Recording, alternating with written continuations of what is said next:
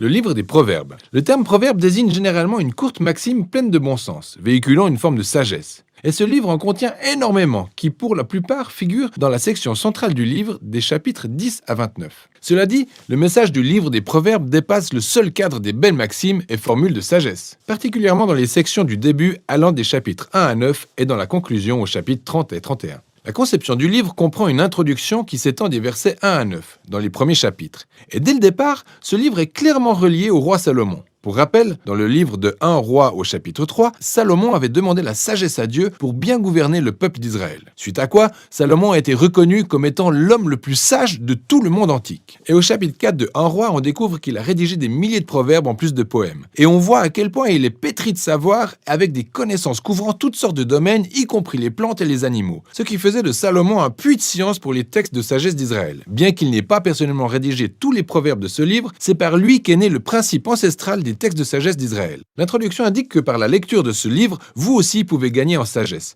Pour la plupart d'entre nous, la sagesse désigne la connaissance, mais le mot hébreu chorma dépasse largement le cadre du simple exercice intellectuel, car il implique aussi l'action. Alors ce terme se rapproche davantage de l'aptitude ou la connaissance appliquée.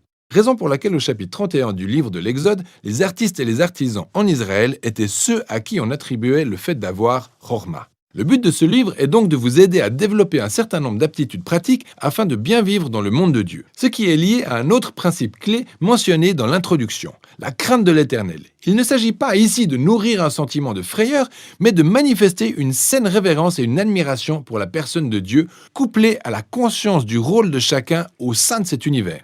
C'est une mentalité basée sur la moralité où chacun reconnaît humblement « Je ne suis pas Dieu, alors ce n'est pas à moi de redéfinir le bien et le mal, le vrai et le faux. Bien au contraire, je dois m'humilier devant Dieu et m'incliner devant la définition du bien et du mal établie par Dieu, même quand je trouve ça difficile. » Cette introduction nous mène à la première section principale du livre, les chapitres 1 à 9, qui, contrairement aux formules percutantes servant de proverbe, énumère plutôt 10 discours détaillant les conseils d'un père à son fils sur le fait de rechercher la sagesse, marcher dans la crainte de l'Éternel et vivre conformément à ses principes. Ce qui produira une vie empreinte de vertu, d'intégrité et de générosité, dont les résultats seront la réussite et la paix. Le père met également son fils en garde contre les décisions stupides émanant de la folie et de la méchanceté, car elles engendrent l'égoïsme et l'orgueil, qui mènent tout droit vers la destruction et la disgrâce. Ainsi, le fils est vivement encouragé à faire de la poursuite de la sagesse couplée à la crainte de l'Éternel la priorité de sa vie. C'est donc cet état d'esprit qui constitue la logique morale de l'ensemble du livre. Les discours du Père nous donnent des indices sur la nature des textes de sagesse biblique et creusent l'écart avec les autres parties de la Bible.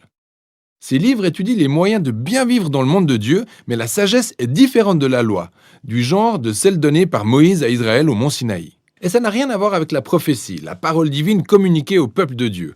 Au contraire, les textes de sagesse représentent le cumul de savoir acquis par le peuple de Dieu au fil des générations sur le moyen de mener une vie qui honore Dieu et les autres.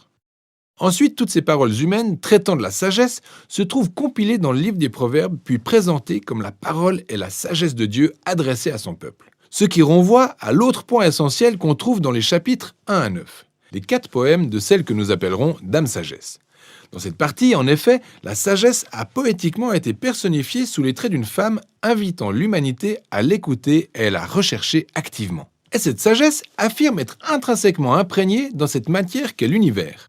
Ainsi, chaque fois que des décisions sages sont prises, c'est parce que les gens se sont appuyés sur elles. Donc, si vous voyez des personnes faire preuve de générosité, d'intégrité sexuelle ou respecter la justice, c'est qu'elles ont puisé dans la source de la sagesse. Ces poèmes de Dame Sagesse sont un moyen créatif et poétique de développer le principe selon lequel nous vivons dans un univers porté par la morale de Dieu. Que la bonté et la justice sont des évidences indiscutables dont l'ignorance se ferait à nos propres risques et périls. Par conséquent, la crainte de l'Éternel associée au fait de vivre avec sagesse signifie qu'on mène une vie en phase avec l'univers. Alors, en combinant les discours du Père et ceux de Dame Sagesse, on obtient une précieuse déclaration à propos de ce livre. Celle montrant que la lecture de ce livre ne se limite pas à la succession de bons conseils, mais par sa lecture, on découvre l'invitation de Dieu à s'appuyer sur la sagesse des générations antérieures.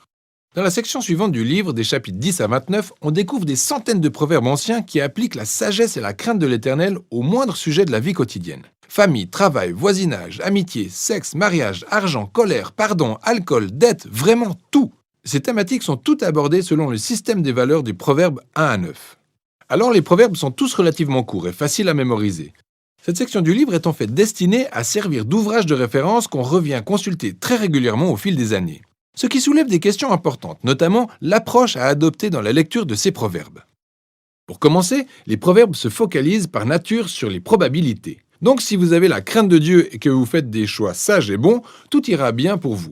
Mais si vous n'avez pas la crainte de Dieu et que vous agissez en insensé, les choses ne se dérouleront probablement pas très bien dans votre vie. Alors, le fait est que ces cas de figure sont souvent avérés, mais pas toujours. Ce qui mène au point suivant. Les proverbes ne sont pas des promesses. Ce ne sont aucunement des formules de réussite. Quelques exemples de proverbes. La crainte du Seigneur augmente les jours, mais les années des méchants sont abrégées. Ou instruis l'enfant selon la voie qu'il doit suivre, et quand il sera vieux, il ne s'en détournera pas. Oui, craindre Dieu et être une personne de bonne moralité permettra sans doute d'avoir une meilleure qualité de vie qui sera plus longue. Et élever ses enfants dans un foyer aimant et stable permet de poser de bonnes bases.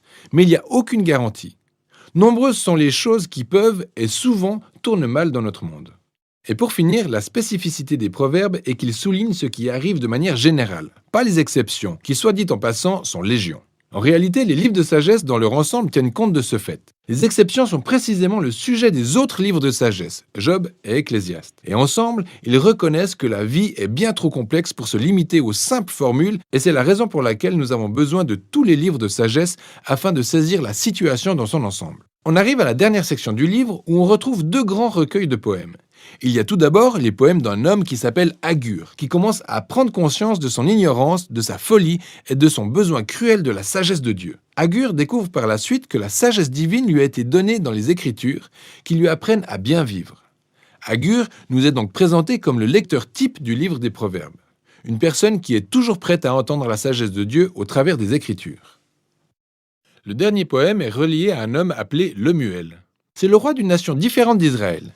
Et il transmet la sagesse qui lui avait été communiquée auparavant par sa mère. Ce sont des conseils pour devenir un dirigeant juste et sage. Enfin, le dernier poème est une acrostiche, ou un poème alphabétique, où chaque ligne commence par une nouvelle lettre de l'alphabet hébraïque. Et l'ensemble du poème constitue un éloge à la femme vertueuse. Il dépeint une femme qui vit selon la sagesse des proverbes et qui fait figure de modèle, car étant une personne qui s'appuie sur la sagesse de Dieu, qu'elle applique dans les choix concrets de son quotidien. Que ce soit au travail, à la maison, dans sa famille et auprès de sa communauté. Ainsi, le livre a commencé par les mots d'un père à son fils, à qui il conseille d'écouter Dame Sagesse. Et maintenant, le livre se termine avec les mots d'une mère à son fils à propos d'une femme qui vit avec sagesse. Le livre des Proverbes est destiné à chaque personne et adapté à chaque saison de la vie. C'est un guide pour une belle vie menée avec sagesse dans le beau monde de Dieu. Et voici ce dont il est question dans le livre des Proverbes.